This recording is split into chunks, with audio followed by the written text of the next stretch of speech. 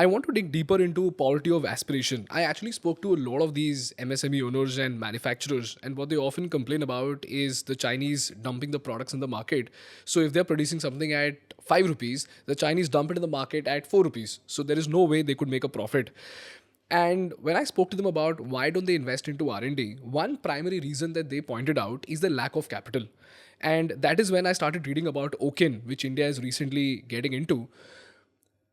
And that is what made me think that the MSME sector of India employs 100 million people. It contributes close to 50% to our exports. And yet, it is one of those sectors which is just struggling for capital. Why is that, sir? Why is our So there are MSME many reasons for it. And I could give a long lecture on, how we can improve this. First of all, we need to lower the cost of capital in this country. I think that is something that will happen naturally as we become a more developed country. The cleaning up of the banks was an important part.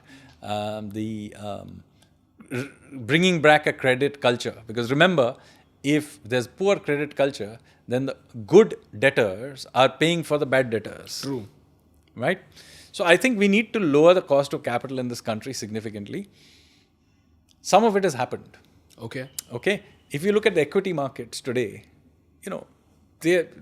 good companies are getting massive premiums. No problem getting capital.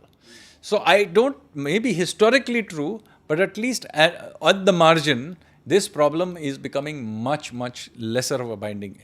Similarly, if you have a really good startup and you have a great idea, you will get money. So I think at the margin, this problem is dissolving itself. There is, however, two problems. One is, again, going back to my earlier discussion we had about the rep-tapeism that is still embedded in our system. It's not big things very often. The big things have in fact been resolved. It's the continuous fiction of regulation. Over-regulation, harassment, and rent-seeking. That at the ground level is a major restraining factor on middle-level companies growing. But I will say that we need to, there is a general national problem of poverty of aspiration that we have.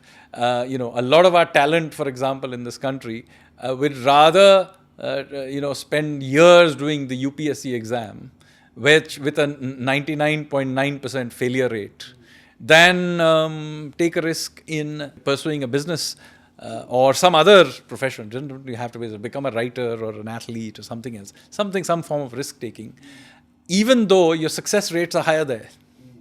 True. So therefore, there is a culture problem here which cannot be solved by the government. It is something we as a people have to begin to think about. After all, the same people go abroad.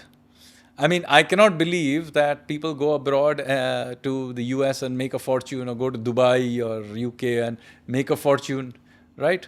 How do they do this? Why are we able to do this more successfully outside of our own country than in India? The same person's cousin, who is equally talented, is unable to do it. Why?